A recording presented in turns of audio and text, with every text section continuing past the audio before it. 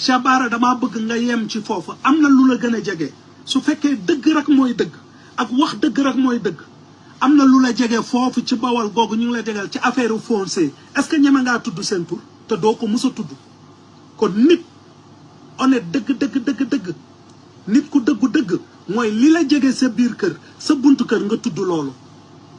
te li ma lay wax xam nga ko xam naa ko ñoon Jomaay xam nañ ko keneen xam nañ ko ci problème mu foncier kon soo demee bay tudd ñoo xam ne romb sa dëkk ñëw ba Kaolack di tudd koo xam ni di ko wax ci foncier yi te liñ la jox du dëgg man damay ñëw ci sëriñ buub mi la yónni sëriñ buub mii na la wax noonu la siñ googu ngay wax noonu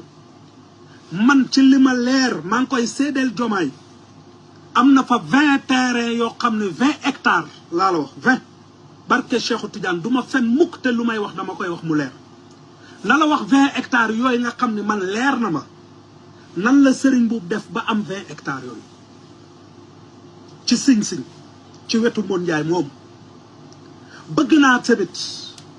moom sëriñ buub moomu yónnee la nga xam ne tey moo nekk ca Kaolack moom sëriñ buub moomu na la wax na la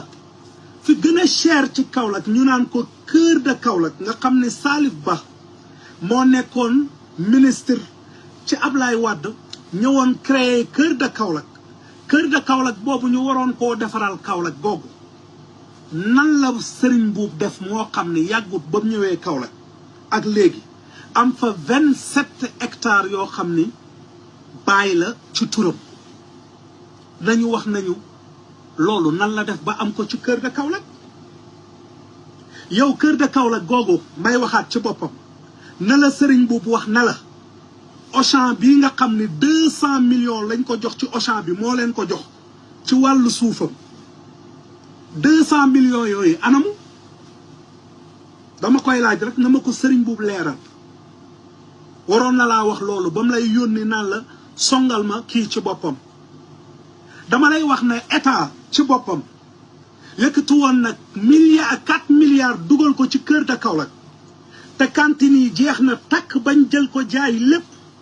waa xaalis boobu ak état boobu ak xaalis boobu anamu depuis boobu ba léegi nañ ko laaj sëriñ boobu ak yeneen yoo xam ne ñëwuguma ci damaa bëgg mu leer ndax man li may wax damaa bëgg muy leer te li may wax dafay am fee yu leer fu ma koy teg ay dossier lañ yore lii ngay wax nag ci Médina Baye xamoo ci dara suuf gi sama suufu baay la